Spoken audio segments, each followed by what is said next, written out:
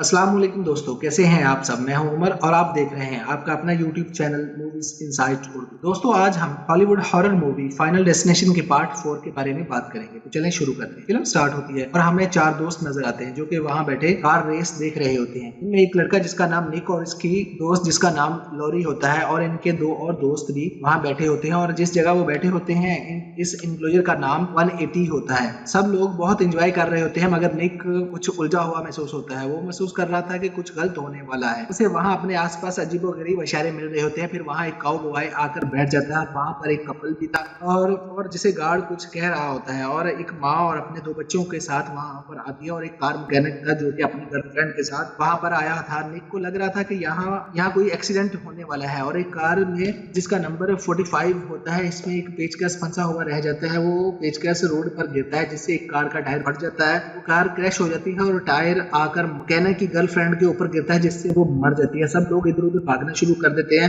फिर सारी कार्स की एक दूसरे से टक्कर होना शुरू हो जाती है और इनके टुकड़े तमाशाइयों में गिरना शुरू होते हैं जिससे इस कपल की भी मौत हो जाती है और एक कार इंजन इन बच्चों की माँ के ऊपर आकर गिरता है, वो भी मारी जाती है और फिर मैकेनिक भी मारा जाता है। फिर काऊ बॉय मरता है और इनके फ्रेंड भाग रहे होते हैं कि इनके ऊपर से छत गिर जाती है और ये भी मारे जाते हैं। फिर एक ब्लास्ट होता है जिससे लॉरी और गार्ड्स भी मारे जाते हैं और फिर आखिर में निक भी मारा जाता है। तभी निक होश में आ जाता है और उसको कुछ समझ नहीं आ रही होती कि इसके साथ ये क्या हो रहा है। असल में उसने फ्यूचर में जानकर देख लिया था। तभी वो बॉय आकर इनके सामने बैठ जाता है। सब कुछ वैसे ही हो रहा था जैसे निक ने देखा होता है। फिर वो कार नंबर 45 को देखता है। निक घबरा कर कहता है कि यहाँ पर क्रैश होने वाला है और लोगों को इसकी इस बात पर गुस्सा आ जाता है और इससे लड़ाई शुरू कर देते हैं। फिर बहुत सारे लोग स्टेडियम से बाहर निकल जाते हैं। अभी इसके से कुछ कहने ही वाले होते हैं कि सारी कार क्रैश हो जाती हैं और इस कपल की वाइफ अंदर फंस गई थी। वो अंदर जाना चाहता है मगर गार्ड उसे अंदर नहीं जाने देते। तभी एक टायर ऊपर से आता है और मैकेनिक की गर्लफ्रेंड को मार देता है। फिर अगली रात एक मेमोरियल रखा जाता है इन लोगों की याद में जो मारे गए थे। निक और लॉरी भी वहां पर जाते हैं और वो लड़का अपनी बीवी की मौत का जिम्मेदार गार्ड को समझ रहा होता है कि इसने मुझे अंदर नहीं जाने दिया इसलिए वो मर गई।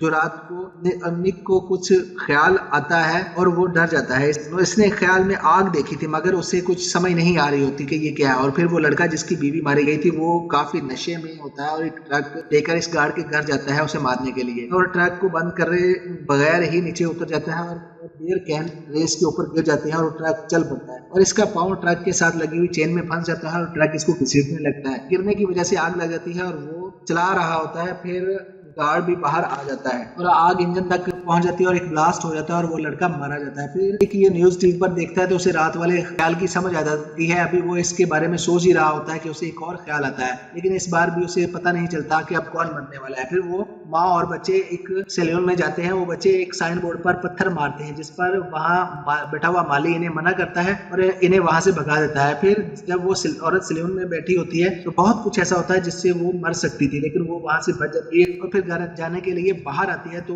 एक ग्रास कटर से एक पत्थर टकराता है और इसकी आंख में आकर लगता है। वो मारी जाती है। ये वही पत्थर होता है जो इसके अपने बच्चों ने फेंके थे और फिर न्यूज पेपर पर भी 180 लिखा हुआ होता है। फिर वो इसके बारे में रिसर्च करते हैं तब इन्हें 180 की तबाहकारी के साथ मौत के सारे प्लान का पता चल जाता है कि वो कैसे काम करता है। फिर इन्हें एक इन्फॉर्मेशन मिलती है कि अगर कोई इस प्रोसेस को रोक देते हैं तो ये खत्म हो जाएगा लेकिन असल में ऐसा कुछ नहीं होने वाला। फिर कोई और ख्याल आता है कि फिर ये पता करने के लिए कि अगली बारी किसकी है वो फिर से स्टेडियम में जाता है और फिर वो गार्ड से मिलते हैं और सीसीटीवी फुटेज देखते हैं। फिर निक को पता चलता है कि अगली बारी मैकेनिक की है। फिर वो तीनों मैकेनिक के पास इसकी शॉप पर जाते हैं। मैकेनिक को सब कुछ बताते हैं लेकिन वो इनकी बातों पर यकीन नहीं करता। फिर तभी वो देखता है कि एक वैन इसकी तरफ आ रही होती है लेकिन वो इससे बच जाता है और फिर वो इनकी बातों पर यकीन कर लेता है। फिर अंदर से एक सिलेंडर आता है और इसके टुकड़े टुकड़े हो जाते हैं। फिर निक बताता है कि अगली बारी इसके फ्रेंड हंट और जेनेट की है। फिर वो एक प्लान बनाते हैं कि हंट को जाने दिख जाएगा और लोरी और गार्ड जेनेट को बचाएंगे। जेनेट कार वॉश करवा रही होती है और हंट एक वाटर पार्क में आया हुआ होता है। जेनेट कार वॉश करवा रही थी कि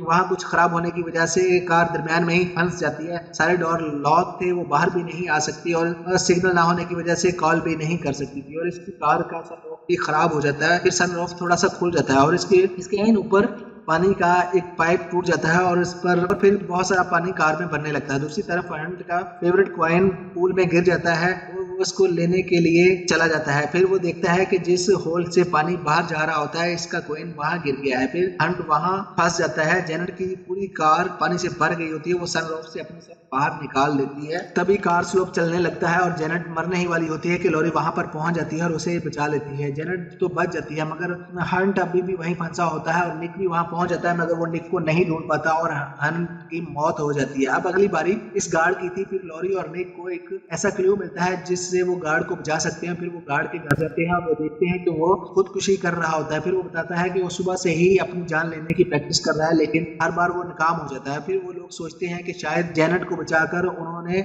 मौत के सर्कल को तोड़ दिया है और अब वो सुकून से जी सकते हैं। फिर वो सेलिब्रेट करने के लिए एक ट्रिप प्लान करते हैं। फिर निक सामान पैक कर रहा होता है और लॉरी जेनेट के साथ फिल्म देखने गई होती है। तभी निक देखता है कि टीवी पर स्काउट बॉय की खबर चल रही होती है कि उसे क्रैश से सेव कर लिया गया है। तो निक समझ जाता है कि अगली बारी मेरी है। फिर निक हॉस्पिटल की तरफ चला जाता है तो गार्ड को भी वहीं बुला लेता है लेकिन ये लोग लेट हो जाते हैं और वो इनकी नजरों के सामने ही मारा जाता है। फिर वो लॉरी और जेनेट की तरफ निकल जाते हैं। तभी एक एम्बुलेंस गार्ड को कुचलकर मार देती है। फिर जल्दी से माल तक पहुंचता है और उसे फिर एक ख्याल आता है और वो लॉरी को ढूंढने लगता है। वो लॉरी फिल्म देख रही होती है और मौत ने अपना काम शुरू कर दिया होता है। सिनेमा हॉल के साथ वाले रूम में आग लग गई थी। निक लॉरी को ढूंढ लेता है और बताता है कि मौत का खेल अभी भी जारी है, बेहतर होगा कि वो यहाँ से निकल जाए लेकिन जेनेट जाना नहीं चाहती और फिल्म देखती रहती है। तभी मूवी में ब्लास्ट होता है और ये ब्लास्ट रियल बन जाता है जिससे जेनेट भी मारी जाती है और अगली बारी लॉरी की है। वो इस माल से निकलने की कोशिश करते हैं लेकिन ब्लास्ट की वजह से निकल नहीं पा रहे होते। फिर लॉरी का पांव एक्सीलेटर में फंस जाता है और वो निक के सामने ही मर जाती है। तभी निक होश में आ जाता है। असल में इसने एक बार फिर से फ्यूचर को देख लिया था और वो इस गार्ड के साथ हॉस्पिटल से बाहर आ रहा होता है। वो गार्ड के साथ बातें कर रहा होता है और निक जानता है कि गार्ड के साथ क्या होने वाला है। तभी एम्बुलेंस आती है और गार्ड को मार देती है। अब निक माल में जाता है। वो सिनेमा हॉल में जाने के बजाय इस रूम में जाता है जहाँ पर आग लगी होती है। वो आग बुझाने की कोशिश करता है जिससे जख्मी हो जाता है मगर आग बुझा जाता है। फिर हम 2 हफ्ते बाद का सीन देखते हैं कि एक बस दिखाई जाती है जिस पर 180 लिखा होता है। वो एक कैफे में बैठे होते हैं और इसका नाम था डेथ बाय कैफीन। वहां भी निक उलझा हुआ होता है। फिर एक ट्रेन आकर इन तीनों को कुचल देती है और वो सब मारे जाते हैं और मूवी यहीं खत्म हो जाती है। तो कैसी लगी आपको मूवी की एक्सप्लेनेशन? प्लीज कमेंट्स करिए, लाइक करिए, सब्सक्राइब करिए। Thanks for watching.